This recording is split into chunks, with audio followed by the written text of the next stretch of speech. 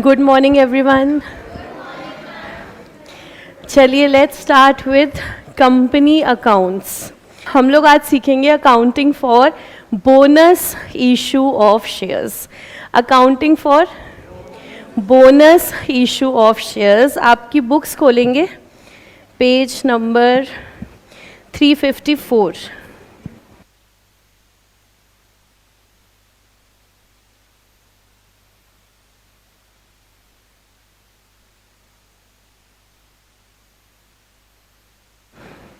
इस पेज में टॉप पे पहले सबसे पहले ना डेफिनेशन लिखिएगा।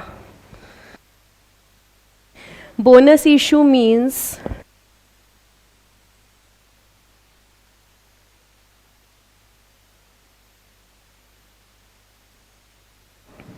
bonus issue means issue of additional shares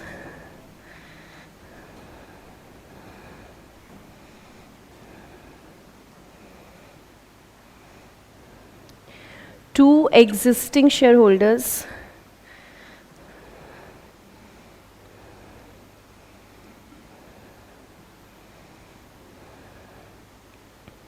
free of cost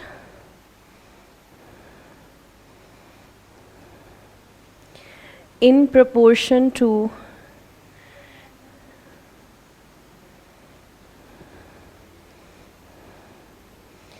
existing shareholding.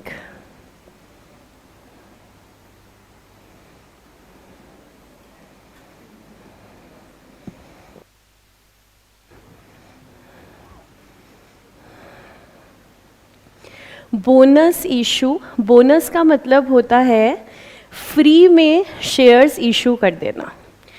Bonus issue means issue of additional shares free of cost. मतलब हम आपसे बदले में कोई पैसा नहीं लेंगे, लेकिन ये बोनस इशू किन शेयर होल्डर्स को मिलेगा? जो एग्जिस्टिंग कंपनी के शेयर होल्डर्स हैं। In proportion to existing share holding. जैसे आप लोगों ने प्रोराटा पढ़ा था, उसमें कुछ ना कुछ रेशो आता है। 1 share for every 4 held, 1 share for every 5 held. बिल्कुल ऐसे ही बोनस इशू भी ऐसे ही आता है, 1 शेयर फॉर एवरी 10 हेल्ड या 1 शेयर फॉर एवरी 5 हेल्ड। तो in proportion to existing share holding मतलब आपके पास जितने शेयर्स हैं उसके हिसाब से आपको बोनस दे दिया जाएगा। तो बोनस मिलेगा कौन से शेयर होल्डर्स को?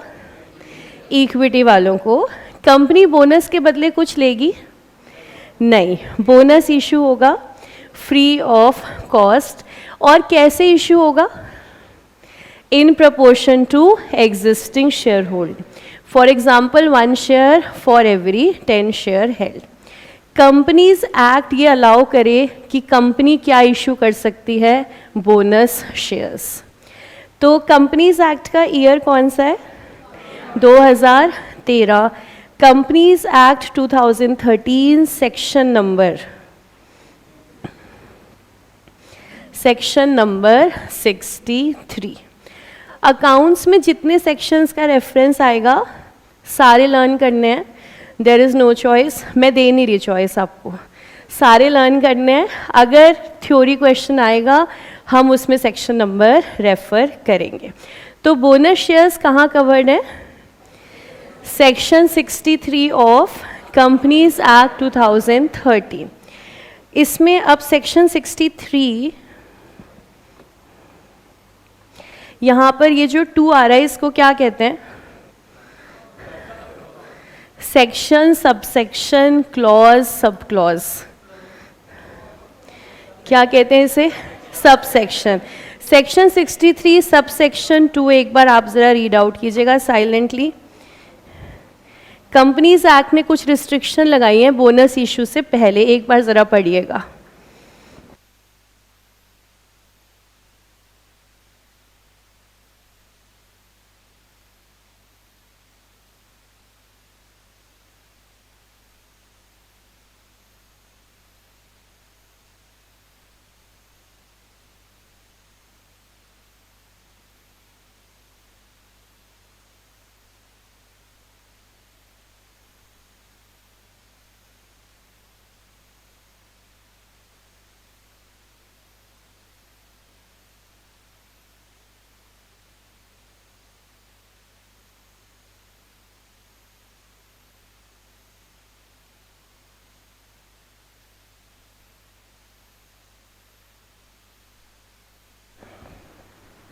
तो सब सेक्शन 2 क्या कह रहा है, कंपनी बोनस इशू कब कब कर सकती है। सबसे पहली बात तो कहाँ मेंशन होना चाहिए, आर्टिकल्स ऑफ एसोसिएशन के अंदर ये बात लिखी हो कि हमारी कंपनी जब चाहे तब बोनस इशू कर सकती है। दूसरा, साथ ही साथ रेजोल्यूशन पास होना ज़रूरी है, कहाँ पर, जनरल मीटिंग के अंदर रेजोल्यूशन इसके रिगार्डिंग पास होगा। उसके बाद एक लॉजिकल कंडीशन आ रही है, क्या ऐसा हो सकता है आप डिबेंचर होल्डर्स को इंटरेस्ट ना दें और आप इक्विटी वालों को बोनस इशू कर दें, कैसे पॉसिबल होगा। तो कंपनीज एक्ट कह रहा है आपकी जो डेट हैं उन पर आपने इंटरेस्ट टाइमली दिया हो, प्रिंसिपल पेमेंट्स आपकी टाइमली हुई हो, तभी आप क्या कर सकते हैं, बोनस इशू। लॉजिकल इनफ, आप अपने लोन की लाइबिलिटीज़ को पूरा करेंगे तभी जाकर आप इक्विटी शेयर होल्डर्स को बोनस इशू करेंगे। और लास्ट में देखिए ये जो शब्द आ रहे हैं, प्रोविडेंट फंड, ग्रेच्युटी, बोनस, ये बोनस है टू एम्प्लॉयज़। हम लोग जो स्टडी कर रहे हैं वो है बोनस टू शेयर होल्डर्स। आपने कभी वर्ड सुना है दिवाली बोनस? दिवाली बोनस किसको मिलता है, एम्प्लॉयज़ को, एम्प्लॉयज़ को। तो बोनस दो टाइप के होते हैं, जो एम्प्लॉयज़ को देते हैं और जो शेयर होल्डर्स को देते हैं। तो एम्प्लॉयज़ को जो बोनस देते हैं ना, वो तो सैलरी की तरह ही होता है, उसी का हिस्सा उसको मानते हैं। बहुत सारी इंडियन फर्म्स बोनस देती हैं दिवाली पर 1 मंथ सैलरी, कि 1 महीने की सैलरी जितना आपको बोनस। तो ये बात है एम्प्लॉयज़ वाले बोनस की। आप अगर शेयर होल्डर्स को बोनस दे रहे हैं, एम्प्लॉयज़ के साथ कुछ भी गलत नहीं होना चाहिए। उनका बोनस आपने टाइमली दिया हो, प्रोविडेंट फंड, ग्रेच्युटी, इसमें आपका कंट्रीब्यूशन पूरा हो, तभी आप बोनस इशू कर सकते हैं। लॉजिकल इनफ, ना आउटसाइडर्स के साथ कोई चीटिंग, ना एम्प्लॉयज़ के साथ कोई चीटिंग, सब कुछ ठीक है, तो बोनस इशू करेंगे आप अपने इक्विटी शेयर होल्डर्स को। फिर पॉइंट नंबर 5 देखिए, कह रहे हैं अगर आपके शेयर्स पार्टली पेड अप हैं तो कैसे बोनस शेयर्स आप इशू करेंगे। बोनस इशू करने से पहले शेयर्स का फुल्ली पेड अप होना ज़रूरी है। और बाकी कह रहे हैं हमारी कंडीशन ख़त्म नहीं हुई, हम जब चाहें तब कोई ना कोई कंडीशन इसमें ऐड कर सकते हैं। तो टोटल कितनी कंडीशन है बोनस इशू के लिए, 5 रिटर्न और 6 पॉइंट है, हम कुछ भी और ऐड कर सकते हैं। तो 5 कौन कौन सी हैं, एओए में मेंशन हो, जनरल मीटिंग में रेजोल्यूशन पास हो, डेट, फिक्स डिपॉजिट, इसका इंटरेस्ट, इसका प्रिंसिपल, कोई डिफॉल्ट ना हो। चौथा, provident fund, gratuity, bonus, employ payment में कोई डिफॉल्ट ना हो। पांचवा, कोई शेयर्स पार्टली पेड अप नहीं होने चाहिए, बोनस इशू करने से पहले shares must be fully paid up. अब देखिए इसमें जो ये वर्ड आ रहा है स्टार्टिंग में, नो कंपनी शैल, अब इसको अंडरलाइन करेंगे, कैपिटलाइज इट्स प्रॉफिट्स और रिजर्व्स। बोनस इशू का दूसरा नाम है, बोनस इशू का दूसरा नाम है कैपिटलाइजेशन ऑफ रिजर्व्स। तो बोनस इशू का दूसरा नाम है कैपिटलाइजेशन ऑफ रिजर्व्स। कैसे, देखिए समझिए इसको। हम जब भी रेगुलर इशू ऑफ शेयर्स करते हैं, बोनस नहीं, रेगुलर, रेगुलर मतलब आईपीओ या फिर FPO, regular issue of shares.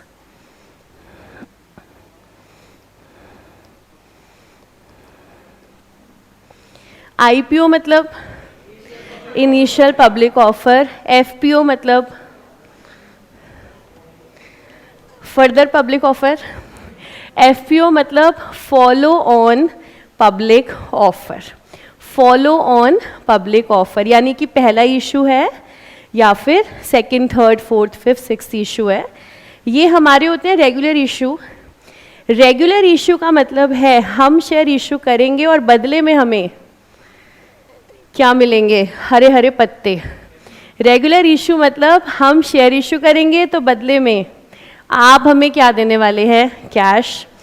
तो जब हम रेगुलर इशू करते हैं तो हम जो जर्नल एंट्री बनाते हैं वो क्या होती है? शेयर इशू की journal entry, bank to equity share capital.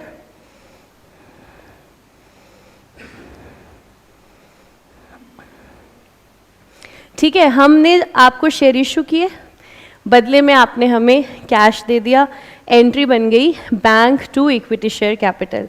लेकिन जब हमने आपको बोनस शेयर्स इशू करे तो वो तो हमने कैसे कर दिए? Free of cost.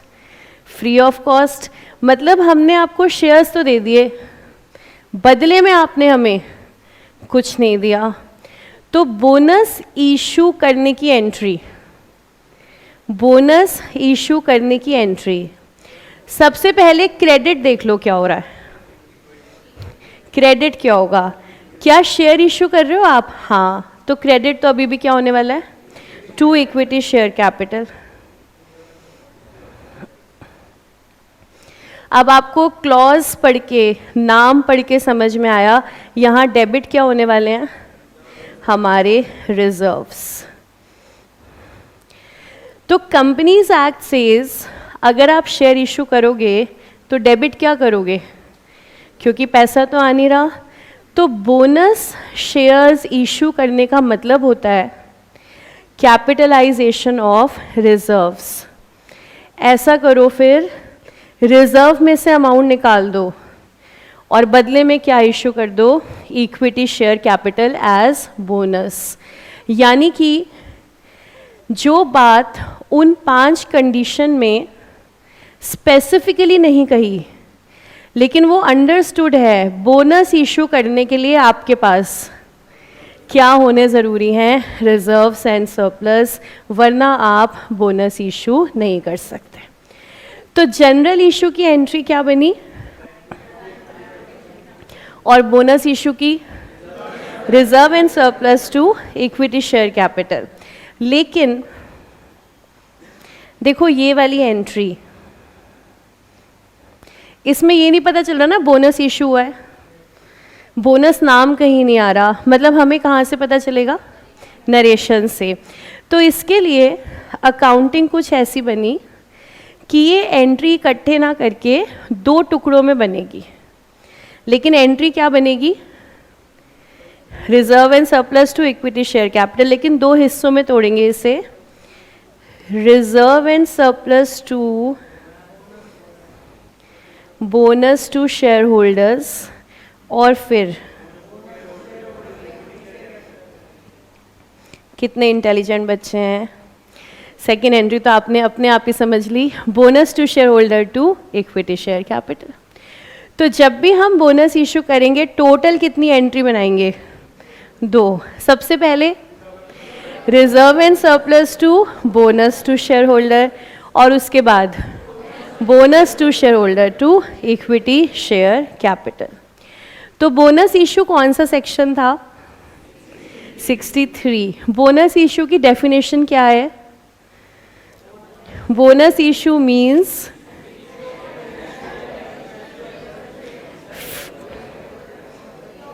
Free of cost तक आ गए, in proportion to existing share holder. Section 63 sub section 2 कितनी कंडीशंस हैं? 5। कौन कौन सी?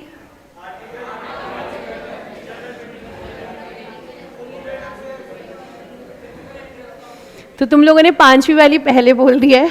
Articles of association, general meeting, fully paid up shares, और debt, fix deposit, no default interest, no default principal, और 5वां provident fund, gratuity, bonus, no default. Bonus issue का दूसरा नाम कैपिटलाइजेशन ऑफ प्रॉफिट। इसी नाम से हम बना लेंगे जर्नल एंट्री। पहली entry reserve and surplus to bonus to share holder, दूसरी entry bonus to share holder to equity share capital. ये सब कंपनीज एक्ट में लिखा है। ये देखो सेक्शन 243 पढ़िएगा ज़रा, कौन से रिजर्व यूज़ हो सकते हैं। सिर्फ एक नाम आ गया, फ्री रिजर्व। सेक्शन 2 आपको पता है ना, हर एक्ट में डेफिनेशन का सेक्शन है, तो वो फ्री रिजर्व को डिफाइन कर रहा है। कह रहा है सिर्फ कौन से रिजर्व यूज करोगे, फ्री वाले। हमने कहा ऐसे समझ में नहीं आया, और बताओ। तो स्टार्टिंग में देखो, पॉइंट नंबर 1 में, सबसेक्शन 1 में, a company may issue fully paid a bonus shares to its members in any manner whatsoever out of its free reserves, free reserves के अलावा securities premium and capital redemption reserve। तो ऐसा नहीं है कि हम कोई भी रिजर्व को यूज़ कर लेंगे बोनस के लिए, ऐसा नहीं है। हम यूज़ कर सकते हैं capital redemption reserve, securities premium and free reserve. Free reserve में सिर्फ 2 होते हैं, general reserve, P and L. बाकी कोई फ्री नहीं होता, सबका कोई ना कोई यूज़ होता है। फ्री रिजर्व में सिर्फ कितने होते हैं, 2। कौन कौन से, general reserve, P and L. तो बोनस इशू की एंट्री क्या बननी थी, reserves and surplus to bonus to share holder, और अगली, तो वो जो पहली वाली एंट्री बनाएंगे हम, उसमें कौन कौन से रिजर्व आ सकते हैं, capital redemption reserve, securities premium, free reserve. अब देखो नेक्स्ट पेज पे जर्नल एंट्री जो बनी हुई है आपके पास, पॉइंट नंबर 2 में देखना,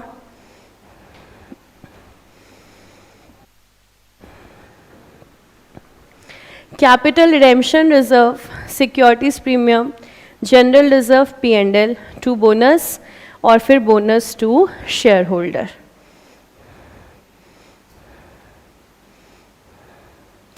देखो हमने जो बोनस के लिए अकाउंट खोला है उसका नाम क्या है पूरा, बोनस टू शेयर होल्डर्स।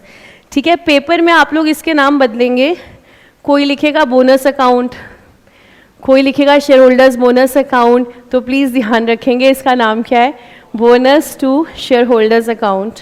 और जिस सीक्वेंस में रिजर्व्स लिखे हैं उसी सीक्वेंस में यूज़ करने हैं। सबसे पहले कौन सा यूज़ करेंगे, कैपिटल रिडेम्पशन रिजर्व। जब ये ख़त्म हो जाएगा फिर पैसा कहाँ से निकालेंगे, सिक्योरिटीज़ प्रीमियम। आगे अंडरलाइन करना, रियलाइज्ड इन कैश ओनली। फिर उसके बाद जनरल रिजर्व और पी एंड एल, इसमें कोई वो नहीं है सीक्वेंस, आप कुछ भी यूज़ करो, चाहे पी एंड एल यूज़ करो चाहे जनरल रिजर्व। लेकिन सबसे पहले C R R, capital redemption reserve, उसके बाद सिक्योरिटीज़ प्रीमियम, उसके बाद या तो जनरल रिजर्व या तो पी एंड एल। तो बोलो रीवैल्यूएशन रिजर्व क्या यूज़ कर सकते हैं बोनस के लिए, नहीं नहीं। बोनस के लिए सिर्फ क्या यूज़ कर सकते हैं, C R R, securities premium, general reserve, P and L. तो क्या आर आर यूज़ कर सकते हैं, नहीं, आर आर आर नहीं है ये, R R. R R use कर सकते हैं, नहीं। कैपिटल रिजर्व, नहीं। डिबेंचर रिडेम्पशन रिजर्व, नहीं। नहीं में दम होना चाहिए। इन्वेस्टमेंट फ्लक्चुएशन रिजर्व, नहीं। हर चीज़ में जवाब ना ही है, सिर्फ हाँ कहाँ पर है, C R R, securities premium, general reserve और पी एंड। क्योंकि आपको पता है ना क्वेश्चन आपका दोस्त है लेकिन दोस्त आपका शैतान है, ये ढूंढ ढूंढ के रिजर्व लाएगा क्वेश्चन के अंदर। पर आपको पता होना चाहिए हम सिर्फ क्या यूज़ करेंगे, C R R, securities premium, general reserve और पी एंड एल। अब ये एक नई बला आ गई, रियलाइज्ड इन कैश। क्या होता है भाई, हमने तो सिर्फ क्या सुना था, सिक्योरिटीज़ प्रीमियम। अब ये कह रहे हैं रियलाइज्ड इन कैश। पहले ये लॉ कहाँ से आया ज़रा वो पढ़ लो, ये पैराग्राफ एक बार रीड करना।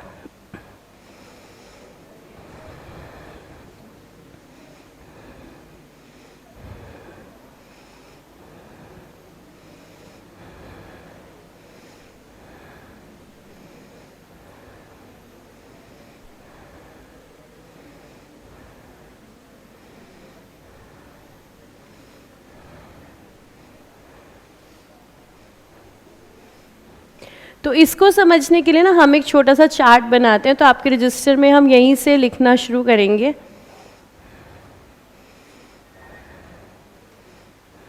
आप हेडिंग डालिएगा अकाउंटिंग फॉर बोनस इशू और उसके बाद securities premium.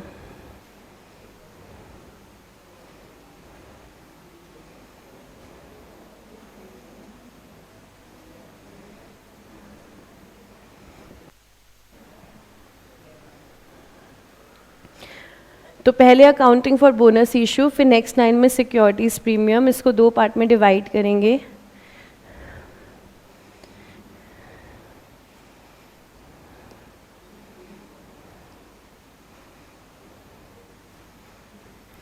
realized in cash and not realized in cash.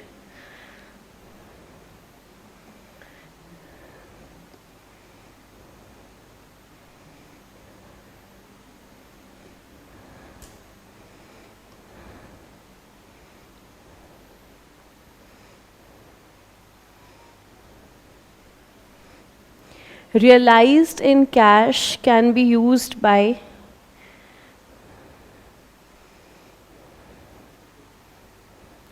both listed and unlisted companies.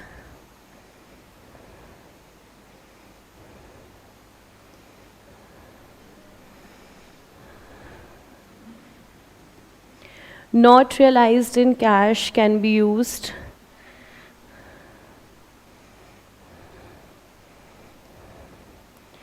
only by unlisted companies.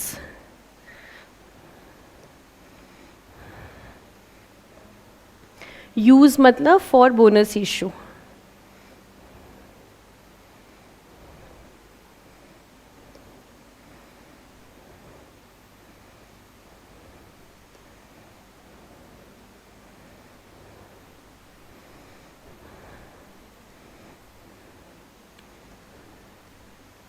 तो इसके बाद नेक्स्ट लाइन में listed companies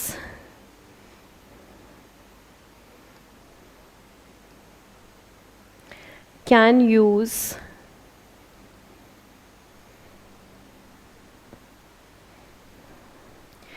only that part of securities premium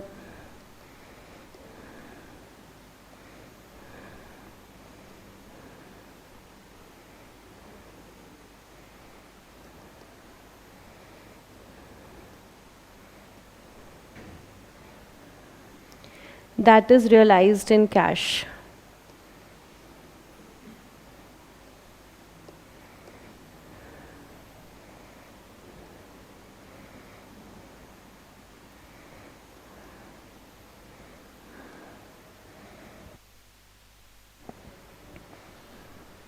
securities premium account हमारे पास कब कब आता है? जब भी हम लोग शेयर्स को या डिबेंचर्स को इशू करते हैं एट प्रीमियम। प्रीमियम का मतलब क्या है? फेस वैल्यू से ज़्यादा पे जब भी हम इशू करते हैं तो हम रिसीव कर लेते हैं सिक्योरिटीज़ प्रीमियम। अब देखिए, एक कंपनी ने 100 रुपये का शेयर 140 पर इशू किया, ठीक है। 100 रुपये का शेयर 140 पर इशू किया, तो जिन लोगों ने शेयर्स खरीदे उन्होंने हमें कितने पैसे दे दिए? 140 रुपये। जब हम इसकी अकाउंटिंग करेंगे तो अकाउंटिंग कैसे करेंगे हम? 100 रुपये कौन से अकाउंट में जाएंगे? शेयर कैपिटल में, और 40 रुपये कहाँ जाएंगे? सिक्योरिटीज़ प्रीमियम में।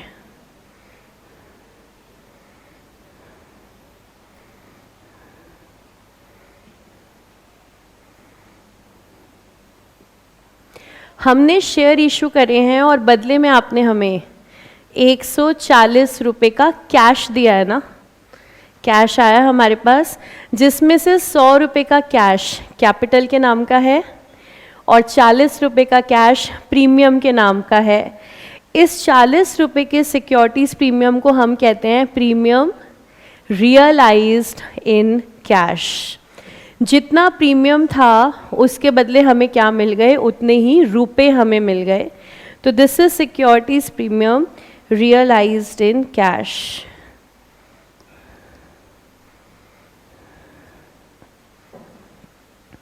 इसका मतलब कभी कभी ऐसा भी कोई प्रीमियम होता है जिसके बदले हमें कैश नहीं मिलता, और उसी वाले हिस्से को हम क्या कह देते हैं, securities premium not realised in cash.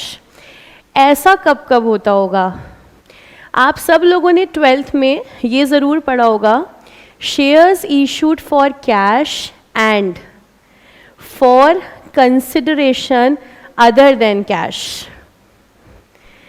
तो हम ऐसा भी कर सकते हैं कि शेयर इशू करके बदले में कैश ले लें, या फिर हम ऐसा भी कर सकते हैं शेयर इशू करके बदले में लैंड एंड बिल्डिंग ले लें, शेयर इशू करके बदले में प्लांट एंड मशीनरी ले लें.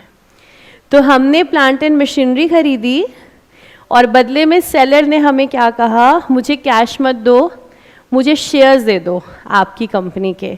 तो हमने कहा ठीक है, आप मशीनरी के बदले हम कैश नहीं देते, हम आपको क्या दे देते हैं, शेयर. तो अगर हम मशीन के बदले शेयर देंगे तो हमारी एंट्री देखो क्या बनेगी,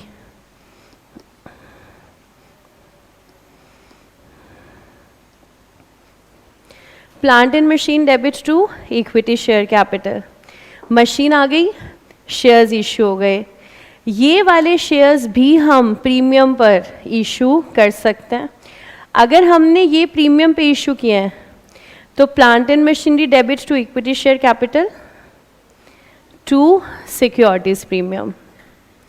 तो सिक्योरिटीज प्रीमियम आ गया, लेकिन बदले में कैश नहीं आया, बदले में क्या आई है, मशीनरी. तो इसी प्रीमियम को हम क्या कहेंगे, नॉट रियलाइज्ड इन कैश. तो जब आप शेयर्स को प्रीमियम पे इशू करते हो, बदले में कैश लेते हो, तो वो कैसा प्रीमियम है, रियलाइज्ड इन कैश. और बदले में एसेट ले लेते हो तो नॉट रियलाइज्ड इन कैश. अब हमारी लॉ मेकिंग बॉडीज दो हैं, मतलब वैसे तो बहुत सारी हैं, बट अभी शेयर्स के रेफरेंस में एक तो हमारा प्यारा कंपनीज एक्ट 2013 और एक दूसरा इन्वेस्टर्स का प्यारा कंपनीज का दुश्मन SEBI. SEBI act plus SEBI guidelines. Companies act कौन सी कंपनीज पे लगता है, सारी कंपनीज पर. अगर आप कंपनी हो तो आपके ऊपर क्या लगेगा, कंपनीज एक्ट.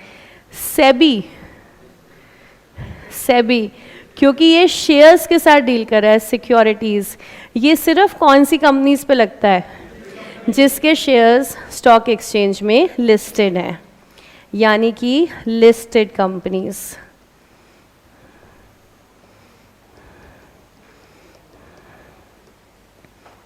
सेबी कह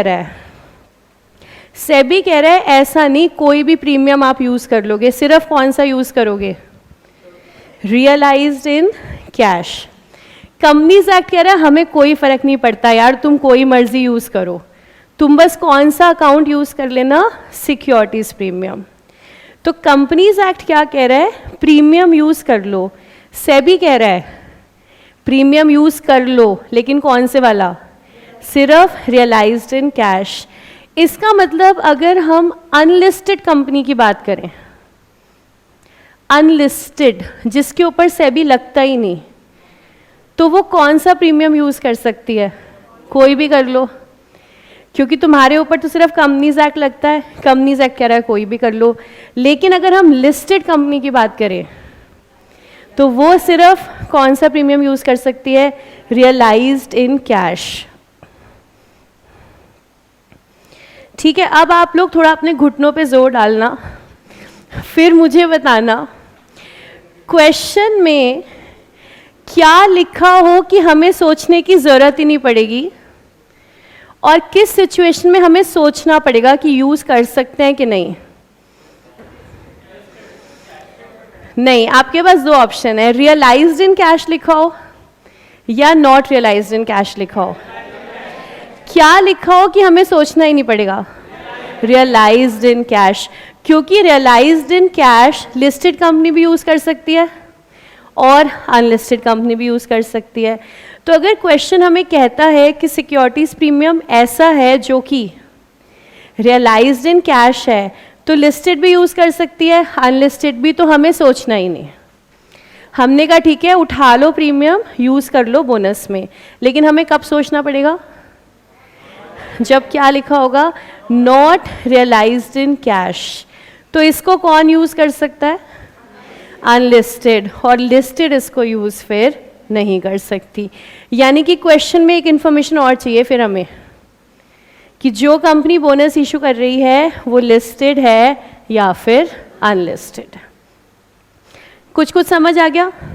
चलो चेक कर लेते हैं कितना समझ में आया। अगर क्वेश्चन में लिखा है सिक्योरिटीज प्रीमियम इन कैश और कंपनी है अनलिस्टेड, क्या यूज़ कर सकती है? हाँ, अनलिस्टेड कंपनी कोई भी यूज़ कर सकती है, चाहे कैश वाला हो चाहे नॉन कैश हो, ये यूज़ कर सकती है। अगर लिखा है सिक्योरिटीज प्रीमियम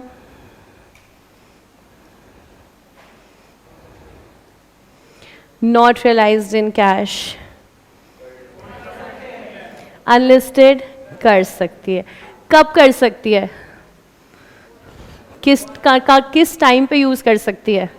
बोनस इशू पे, ठीक है ना। कर सकती है, नहीं कर सकती, कहाँ यूज़ करना है इसे हमें, जब हम लोग बोनस शेयर्स इशू कर रहे हैं। अच्छा, अगर लिखा है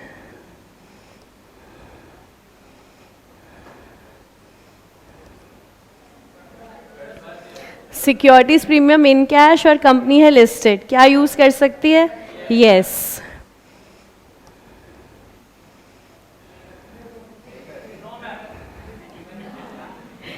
securities premium not in cash unlisted कर सकती है ना। अच्छा, अगर लिस्टेड है तो फिर यूज़ नहीं कर सकती। ठीक है, लर्न कर लो और इसको लिख लो, इसमें कोई मिस्टेक पेपर के अंदर नहीं हो हमसे कि प्रीमियम को कहाँ कहाँ कब कब यूज़ कर सकते हैं।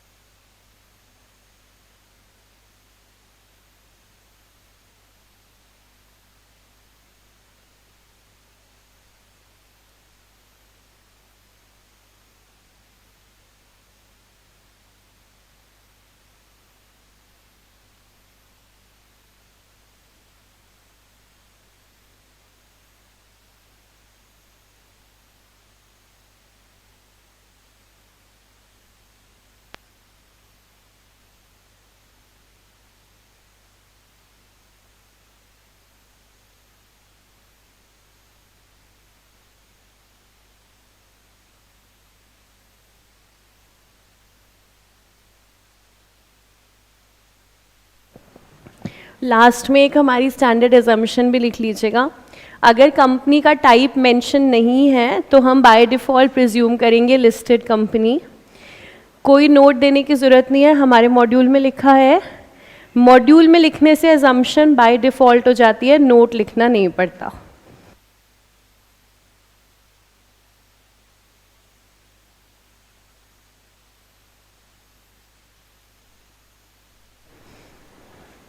ये नोट डाउन करके फिर एक बार वो पैराग्राफ दोबारा पढ़ लेना जो बुक में है, फिर देखो सारी बात समझ में आ गई या कोई डाउट है तो फिर पूछ लो।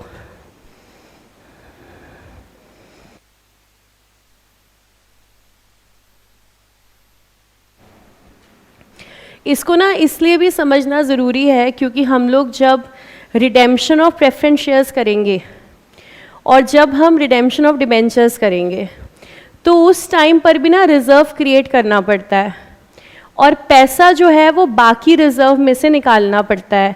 वहाँ पर फिर कंडीशन आएगी कौन सा प्रीमियम CRR में यूज़ हो सकता है, कौन सा नहीं, कौन सा प्रीमियम DRR में यूज़ हो सकता है, कौन सा नहीं।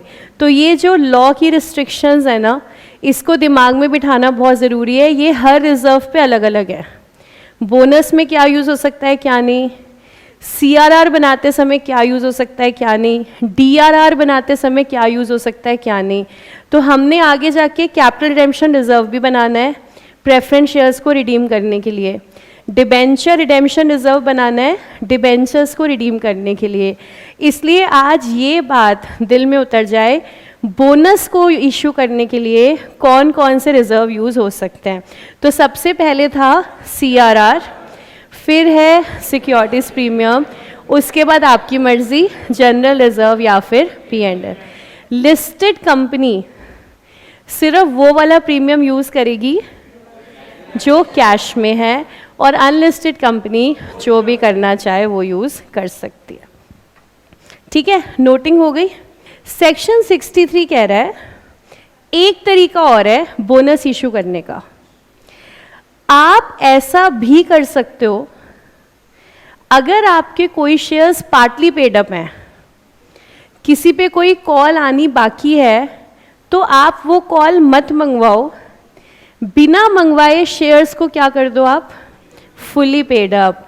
और शेयर होल्डर्स को क्या कहो, ये जो आपकी लास्ट कॉल है ना, ये आप ऐसा मान लो हमने पे कर दी और आपको हमने ये क्या दे दिया है, बोनस। तो इसमें बोनस क्या हुआ, आखिरी कॉल पे नहीं करनी पड़ेगी। ये भी एक तरीका है बोनस देने का। तो मतलब टोटल बोनस देने के कितने तरीके हो गए, 2। या तो आप नए शेयर्स इशू कर दो फ्री ऑफ कॉस्ट, मतलब फुली पेड, या फिर दूसरा तरीका आप आपके पार्टली पेड अप शेयर्स को कन्वर्ट कर दो फुली पेड अप में, लोगों से कोई पैसा मत लो, और इसको आप क्या कहो, this is converted to fully paid as bonus. तो थोड़ा याद करना, फाइनल कॉल की एंट्री क्या क्या बनती थी। फाइनल कॉल जब ड्यू करते थे, equity share final call to equity share capital, फिर आपने पैसा रिसीव करा, bank to equity share final call. अब देखो ड्यू तो हम करेंगे ऐसे ही, share final call debit to share capital. लेकिन अगर हमने ये डिसाइड करा है हम फाइनल कॉल बिना मंगवाए शेयर्स को फुल्ली पेड अप कन्वर्ट कर देंगे, तो जो हमारी सेकेंड एंट्री बनेगी वो bank to equity share final call तो नहीं बन सकती, तो फिर बोनस, और बोनस का दूसरा नाम क्या था, कैपिटलाइजेशन ऑफ रिजर्व। मतलब यहाँ पर अब एंट्री बनेगी reserve and surplus to equity share final call, लेकिन इसको इकट्ठे नहीं बनाएंगे, reserve and surplus to bonus to share holders, और उसके बाद bonus to share holders to equity share final call. ठीक है, एक बार फिर से, शेयर फाइनल कॉल ड्यू करते हैं तो एंट्री क्या बनाते हैं, share final call to equity share capital. हमने कॉल ड्यू करी, फिर जब हमने रिसीव करी, bank to share final call. लेकिन अगर हमने ये पैसा नहीं लिया और लोगों को कहा कि जाओ अब तुम्हें पैसा नहीं देना, तुम्हारे शेयर्स हो गए फुल्ली पेड, हमने तुम्हें दे दिया है बोनस, तो बैंक नहीं आएगा, बैंक की जगह क्या आएंगे, रिजर्व्स एंड सरप्लस। तो एंट्री बननी है reserve and surplus to equity share final call, लेकिन एक साथ नहीं बनेगी, टुकड़ों में बनेगी, reserve and surplus to bonus to share holder, और फिर bonus to share holder to equity share final call. तो हमने कहा कंपनीज एक्ट से कि अच्छा ठीक है, इसमें भी क्या यूज़ करना है, रिजर्व। तो ठीक है, सबसे पहले CRR, उसके बाद सिक्योरिटीज प्रीमियम, उसके बाद जनरल रिजर्व या P&L। कंपनीज एक्ट ने कहा ना ना ना ना, देखो यहाँ पे ये रिजर्व यूज़ नहीं हो सकते। हमने कहा आप क्या चाहते हो, कौन सा यूज़ करें? कह रहे अगर आप पार्टली पेड अप को फुल्ली पेड अप कर रहे हो तो सिर्फ जनरल रिजर्व यूज़ कर लो या P&L यूज़ कर लो, ना CRR यूज़ होगा ना ही सिक्योरिटीज़ प्रीमियम यूज़ होगा। ना रहेगा प्रीमियम, ना रहेगी realised in cash, not realised in cash की लड़ाई, बात को ख़त्म करो। तो बोनस कितने तरीके से इशू हो सकता है? पहला तरीका issue off fully paid bonus shares, दूसरा तरीका conversion of partly paid up shares into fully paid up. तो बोनस कितने तरीके से इशू होता है? दो। पहला तरीका new fully paid up bonus shares और दूसरा conversion of partly paid up into fully paid up. पहले बात करते हैं new fully paid up shares. Entry क्या बनेगी? दो entry, CRR debit, premium debit, general reserve P&L debit to bonus to share holders, और अगली entry to equity share capital.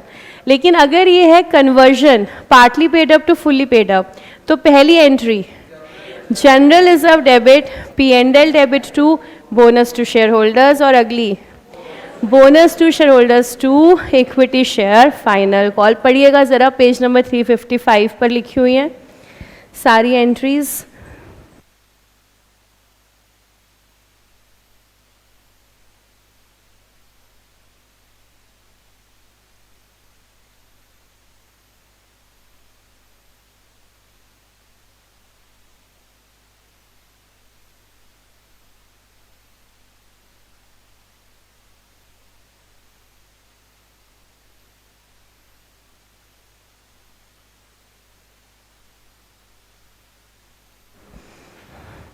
तो एक बात बताओ कि अगर अब बोनस इशू पे क्वेश्चन आएगा तो कितनी एंट्रीज बनेंगी?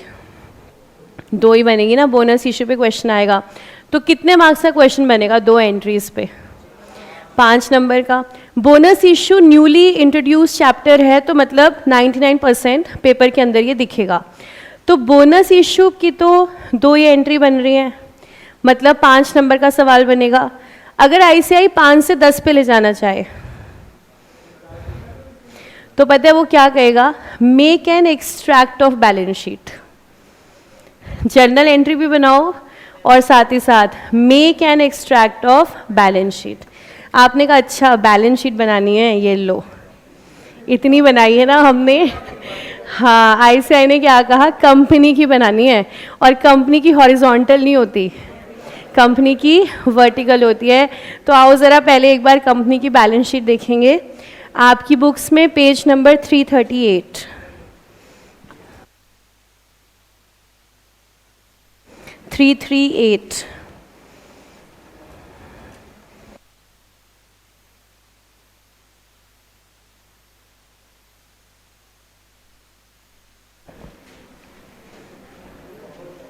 देखो ये वाली बैलेंस शीट बनानी है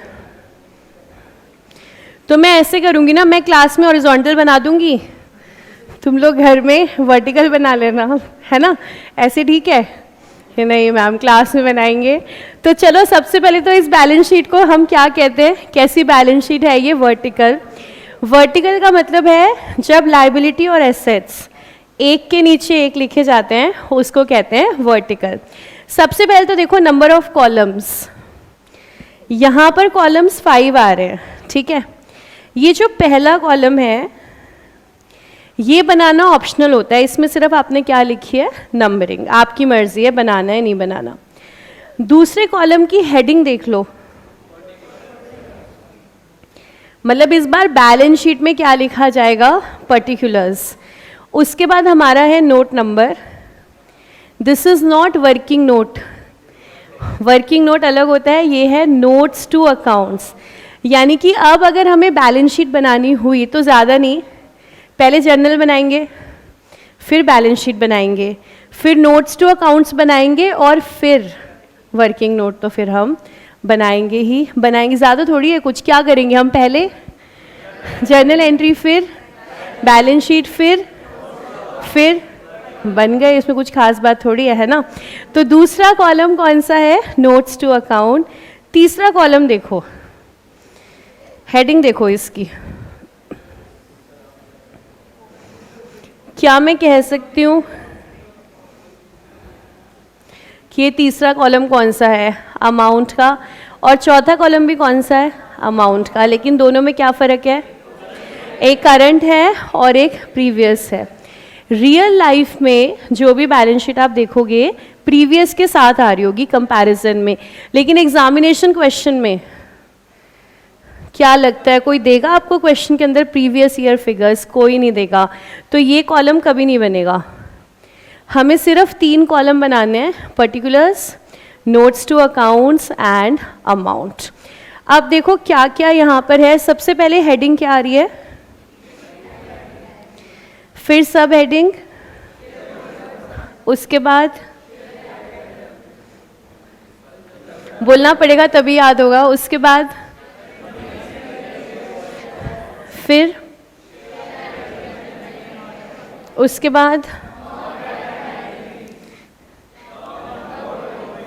defer tax, other long term provisions. उसके बाद current liabilities, short term borrowings, trade payables, other current liabilities, short term provisions. Then assets. Assets का मेन क्लासिफिकेशन 2 में ही है, नॉन करंट और करंट।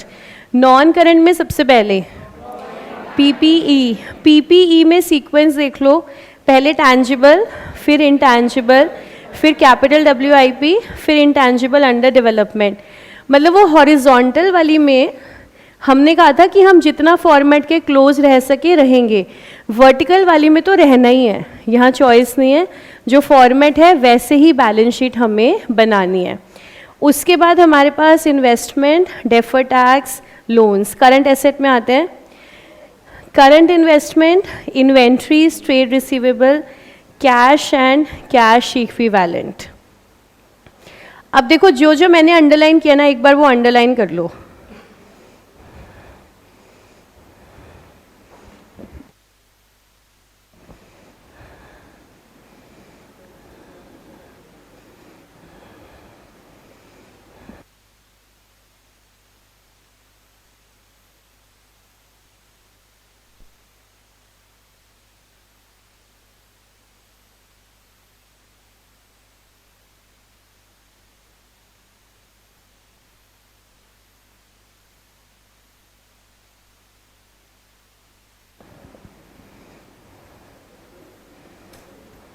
कर लिया?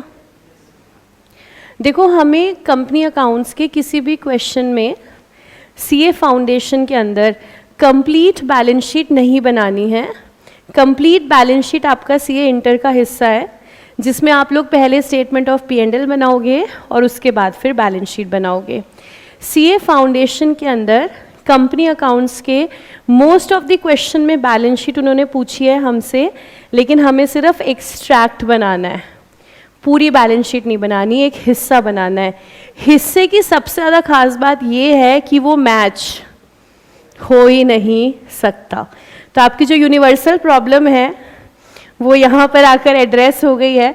आपने कहा मैम जब एक्सट्रैक्ट नहीं था हमारी बैलेंस शीट तब भी मैच नहीं होती थी लेकिन एक्सट्रैक्ट में तो मैच होने का सवाल ही नहीं है। तो यहाँ पर दोनों साइड्स कभी भी मैच नहीं होंगी, अलग अलग चलेंगी, चलने देंगे, क्योंकि हम पूरी बैलेंस शीट नहीं बना रहे, सिर्फ क्या बना रहे हैं? एक्सट्रैक्ट।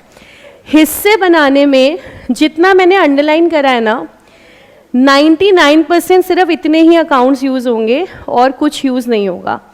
तो अब इसको थोड़ा सा लर्न कर लेते हैं। पहली हेडिंग अगर याद है तो वैसे बोलो, नहीं तो देख के बोलो। तो पहले इसके अंदर सब हेडिंग शेयर होल्डर्स फंड, इसके अंदर सब heading share capital, reserve and surplus.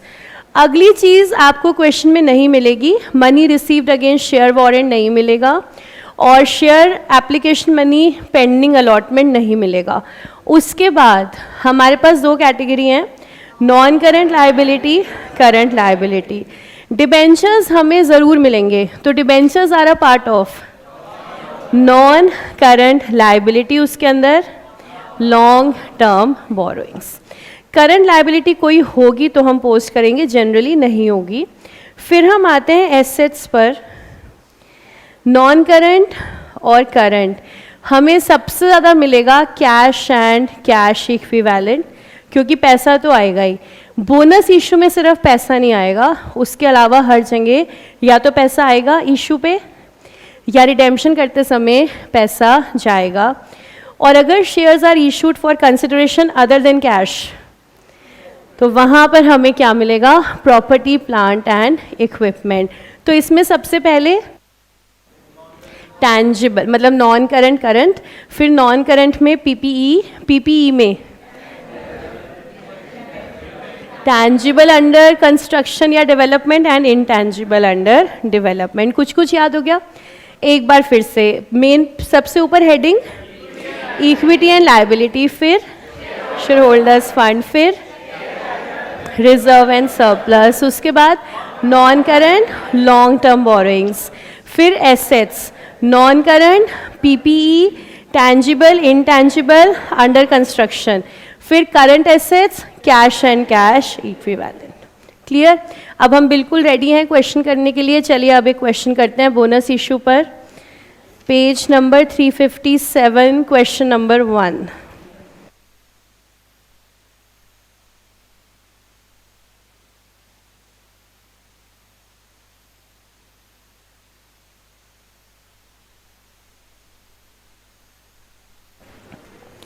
एक बार क्वेश्चन रीड कर लीजिएगा आराम से। क्वेश्चन नंबर 1,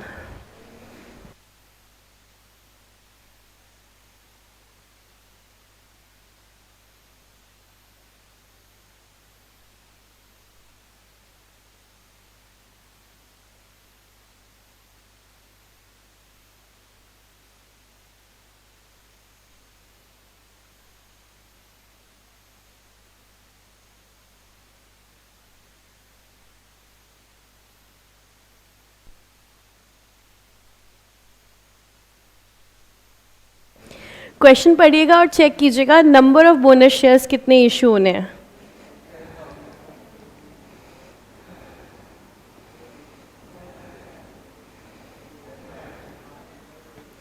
कह रहे हैं हम हर 4 के बदले 1 देंगे, 1 share for every 4 shares held. जिसके पास 4 हैं उसको 1 बोनस शेयर मिलेगा। तो हमारी कंपनी के टोटल शेयर्स 40,000 हैं, तो 4 के बदले 1, तो 40,000 के बदले 10,000 बोनस शेयर्स। तो अगर 4 के बदले 1, तो 1 के बदले 1/4 और 40,000 के बदले, ये हो गया आपका मैथ्स का यूनिटरी मेथड। हर 4 शेयर के बदले 1 बोनस शेयर, तो 1 शेयर के बदले 1/4 बोनस शेयर, तो 40,000 के बदले 1/4 इंटू 40,000, 10,000 बोनस शेयर्स। ये कंपल्सरी वर्किंग है जो बोनस के हर क्वेश्चन में दिखानी है। Calculation of number of bonus shares. Number of bonus shares 10,000 है।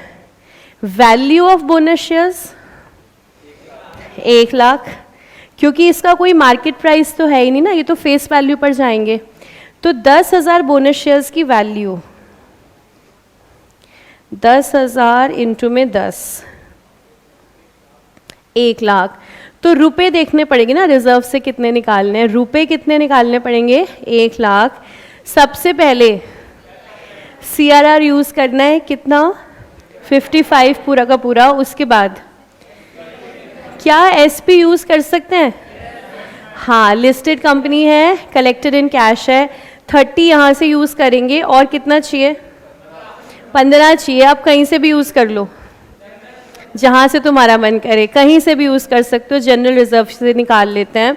तो पहली एंट्री क्या बनेगी? CRR debit 55, securities premium debit 30, general reserve debit 15, to bonus to share holder 1 lakh, और अगली entry bonus to share holder 2, equity share capital. देखिए हमें बनाना क्या है? Pass necessary journal entries. 2 ही एंट्री हैं, चलिए बनाते हैं जर्नल के फॉर्मेट में।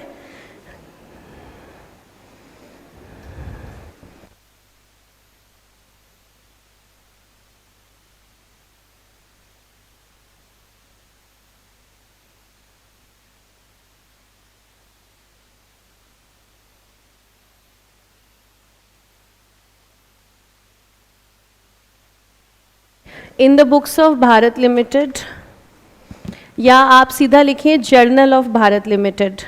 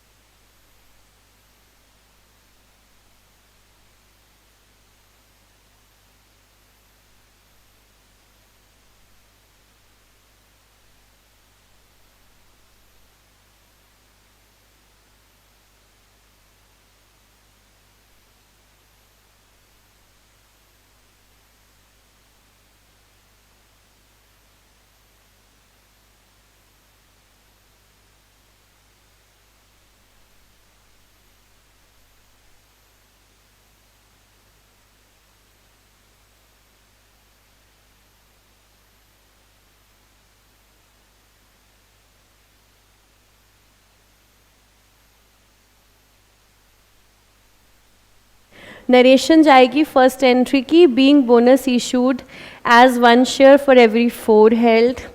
नरेशन में रेशो लिखना है, बाय यूटिलाइजेशन ऑफ रिजर्व्स लिखना है, as per board's resolution number. ये नई एडिशन है कंपनी अकाउंट्स की नरेशन में। ये कहाँ कहाँ लिखना है धीरे धीरे हम सीखते जाएंगे।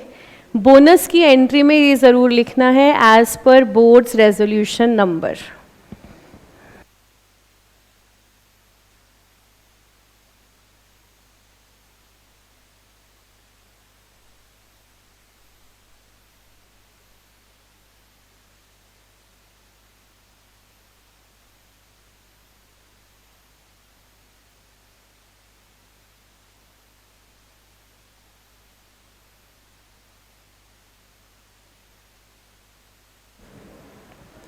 सेकेंड एंट्री की जब आप नरेशन लिखेंगे देयर इज़ अ चॉइस। आप या तो लिखेंगे बीइंग बोनस शेयर्स इशूड, सिर्फ इतना, या फिर लिखेंगे बीइंग प्रॉफिट्स कैपिटलाइज्ड। दोनों नरेशन करेक्ट हैं, लेकिन दोनों नहीं लिखनी, दोनों में से कोई भी एक पेपर में लिखेंगे।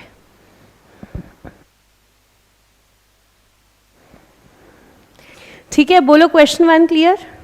कोई डाउट? तो चलिए इसी के साथ हमारी मुलाकात समाप्त, फिर मिलेंगे आपसे। Thank you so much.